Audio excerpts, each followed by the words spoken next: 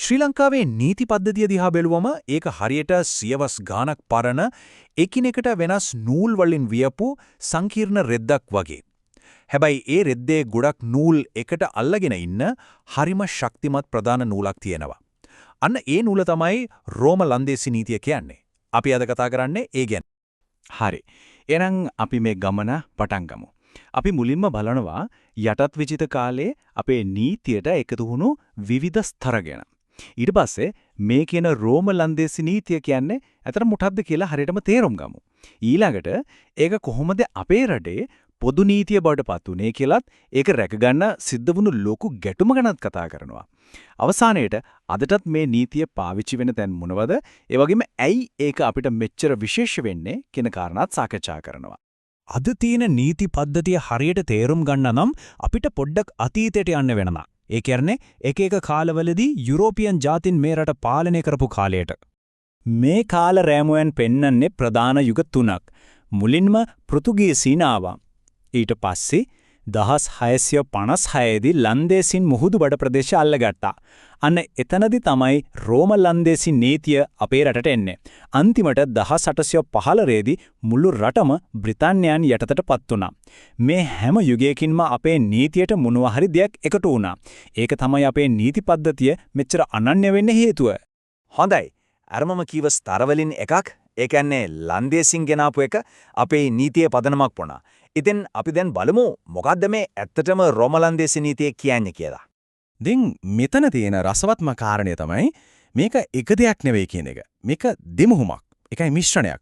හිතන්නකෝ පුරාණ රෝමවරුන්ගේ නීතියේ තිබුණු තර්කයයි ඒ කාලේ ඕලන්දේ ඒ කියන්නේ නෙදර්ලන්තයේ මිනිස්සු අනුගමනය කරපු සිරිත් විරිතුයි එකට කලවම් වෙලා හැදුණු අලුත් නීති පද්ධතියක්. අන්න ඒක තමයි ලන්දේසීන් ලංකාවට ගෙනා. ඉතින් ලංකාවට ආවට පස්සේ මේ දෙමුහුම් නීතියට හරිම විශේෂ හරිම වැදගත් කාර්යභාරයක් පැවරුණා. ඒක නිකම්ම නීතියක් විතරක් නෙවෙයි මුළු නීති පද්ධතියම රඳවගෙන ඉන්න ආරක්ෂක දැලක් බවට පත් වුණා. හොඳයි මේක තමයි තීරණාත්මකම කාරණය.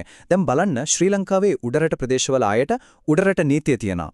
මුස්ලිම් ජනතාවට මුස්ලිම් නීතිය තියෙනවා. මේවට කියන්නේ පුද්ගලික නීති කියලා. හැබැයි හිතන්න යම්කිසි නීතිමය ප්‍රශ්නයකට මේ පුද්ගලික නීතිවලවත් පාර්ලිමේන්තුවෙන් සම්මත කරපු පනතකවත් උත්තරයක් නැති වුණොත් මොකද වෙන්නේ?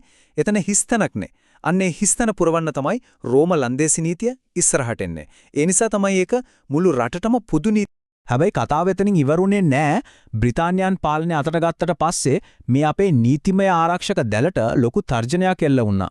උසාවිය ඇතුලේ මමස් ලොකු සටනක් පටන් ගත්තා. බ්‍රිතාන්‍ය යුගයේදී විනිසුරුවරු පැහැදිලිවම දෙකට බෙදුණා. ඒක කණ්ඩායමක් කිව්වා මේ රෝම ලන්දේසි නීතිය පරණයි. යල් පැන ගියපු දෙයක්.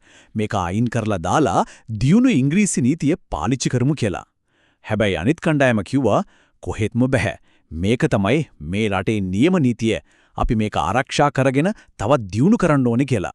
ඒකට විරුද්ධව ආපු තර්ක කොච්චර සැරද කිව්වොත් ක්ලැරන්ස් කියන විනිසුරුවරයා කියනවා මේකේ නටබුන් කපලා අයින් කරලා මුලයි අතුයි ඔක්කොම උගුල්ලලා විසි කරන්න ඕන කියලා. ඒ කියන්නේ ඒ තරම් දරුණු විදිහට තමයි ඒකට විරුද්ධ වුණේ. හැබැයි අනිත් පැත්තෙන් අගවිනිසුරු බර්ට්‍රම් වගේ අය හරිම තදින් පෙනී හිටියා. එතුමා ඊටාම වැදගත් නඩුවකදී කිව්වා මේ පොදු නීතියේ තියෙන මූලික හරයන් ක්‍රියාත්මක කරන්න මම කොහෙත්ම පස්සට යන්නේ නෑ කියලා. අන්නේ ඒ වගේ අයගේ දැඩි ස්ථාවරය නිසා තමයි මේ නීතිය බේරුනේ. හොඳයි. උසාවියේදී දිනපු ඊ සටන නිකම්ම ඉතිහාස කතාවක් නෙවෙයි. අදටත් රෝම ලන්දේසි නීතිය කියන්නේ අපේ සිවිල් නීතිය ඇතුළේ තියෙන හරිම ප්‍රබල බලවේගයක්. මේක නිකම්ම නීතිපත්වල තියෙන දෙයක් නෙමෙයි. මේ බලන්න අපේ එදිනදා ජීවිතයේ වැදගත්ම කොටස් 4ක්. පවුල, කෙනෙකුට වෙන වැරදි, අපි අත්සන් කරන ගිවිසුම්, ඒ වගේම අපේ ඉඩම්. මේ හැමදේම පාලනය වෙන්නේ මේ නීතියෙන්. අපි බලමු මේ එකින් එක ගැන. හිතන්න පවුලක් ගැන. දෙමව්පියෝ වින්වුනොත් දරුවෙක්ගේ භාරකාරත්වයේ දෙන්නේ කාටද? සැමියෙක් බිරිඳට නඩත්තු ගෙවන්න ඕනද? දෙමව්පියන්ම දරුවෝ බලාගන්න ඕනද? මේ වගේ හරිම සංවේදී ප්‍රශ්නවලට උත්තර දෙන්න පදනමේ එන්නේ කෙලින්ම රෝම ලන්දේසි නීතියෙන්. ඊළඟට දිලික්ත නීතිය. වචනය ටික කමාරුයි වගේනේ. සරලවම කිව්වොත් මේ කියන්නේ අපරාධයක් නොවන නමුත් කෙනෙකුට සිදුවන සිවිල් වැරදි ගැන. උදාහරණයක් විදියට කෙනෙක්ගේ චරිතයට හානි වෙන විදියට බොරු ප්‍රචාරය කරන එක. ඒ වගේ වෙලාවකදීට අපි යුක්තිය ඉටු කරන්න බලන්නේ රෝම ලන්දේසි නීතිය දිහා. ව්‍යාපාරවලදී සහ අපි දාගන්න ගිවිසුම්වලදීත් මේකේ බලපෑම තියෙනවා. පොරොන්දුවක් නීති අනුකූලව බැඳෙන්න නම් ඒකට සාධාරණ හේතුවක් එහෙම නැත්නම් කාසා එකක් තියෙන්න ඕන කියලා මේ නීතියෙන් කියනවා. මේක ඉංග්‍රීසි නීතියේ තියෙන consideration කියන සංකල්පයට වඩා වෙනස්. සරලවම කිව්වොත් ඉංග්‍රීසි නීතියේදී දෙපාර්ශ්වයම යමක් හොමාලු කරගන්නම ඕන. හැබැයි රෝම ලන්දේසි නීතියේදී වැදගත් වෙන්නේ පොරොන්දුව පිටුපස තියෙන බරපතල අරමුණ. ඒ වගේම සමහර විට වැදගත්ම දේ ඒ තමයි ඉඩම්. ඉඩමක අයිතිය තියෙන්නේ කාටද? ඒක පාවිච්චි කරන්න පුළුවන් කොහොමද?